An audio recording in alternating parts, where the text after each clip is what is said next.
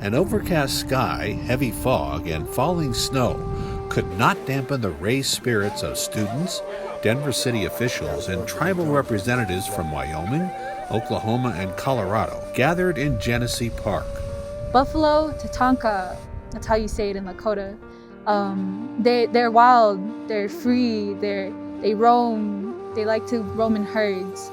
Like how Native Americans, they used to be like roam in groups and they used to follow the buffalo. That's why we were called the Buffalo people. Yeah, so we're singing here today, singing to them and calming them down to hear their roots, I guess, their instincts of being indigenous and everything. And we're here to help them, and we're gifting the buffalo to the reservations where they can be over there and roam free and give back to the people and give back to Mother Earth. On Monday, March 21st, Denver donated 33 young snorting bison to members of the Arapaho and Cheyenne tribes in an effort to restore the iconic animals to their tribal lands. In 2020, I ran the ordinance that established a land acknowledgement for Denver City Council. And it's just something that reminds us of where we are and who came before us, and moreover, what our responsibility is to honor and recognize that. And so that's a nod to our Indigenous ancestors and those who lived in Denver and Colorado before it was Denver. And today, what results is we're in the second year of a bison donation program, which was inspired by that land acknowledgement. Because it inspired Parks and Recreation to say, we don't have to be auctioning off bison. We should be donating them to Indigenous tribes who are reestablishing their herds around the country. And so that's what we worked on together last year. To read words that are on a paper, the land acknowledgement, doesn't mean a lot until you really take action. And so the bison, the buffalo are part of the land. So for us to be able to transfer these bison back to tribes across the nation to help them either improve their herd health or to actually start new herds is pretty amazing work that we're able to do. So our goal with this is to try to increase sustainability and genetic diversity among conservation herds across the country, specifically focusing on tribal herds and supporting the efforts of tribes to restore bison to their lands. A lot of times we talk about things, and this is actually putting action to them, and to see how thankful the nations were, the tribal nations were, was just once in a lifetime opportunity. Honestly, I've never seen anything like this happen on Parks land, and it was heart-wrenching and just heartwarming.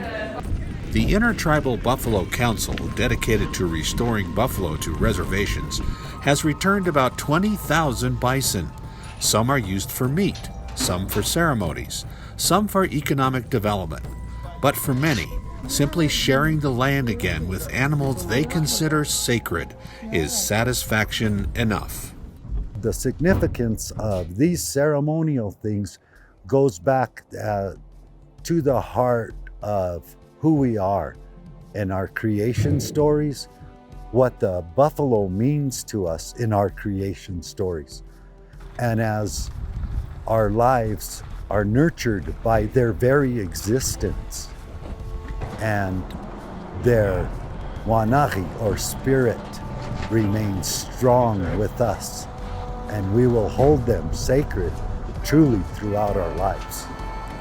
This is what we should have been doing for decades, as owners and as stewards of these wonderful animals.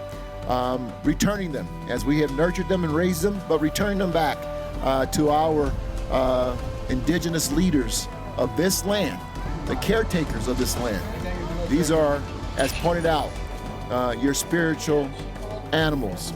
It was important for me to be here to not only welcome the bison, but also to help journeying them back to the reservation. Today we're going to have a ceremony back home with them as well. And it's just going to be a welcoming, and it's just exciting for the youth and everybody to be a part of this. As the animals were brought to the transport trailers, their hooves echoed like thunder across the park. A circle of young men pounded drums and raised their voices in honor of the bison. One woman spoke indigenous words of comfort to ease the beasts in preparation for the journey home.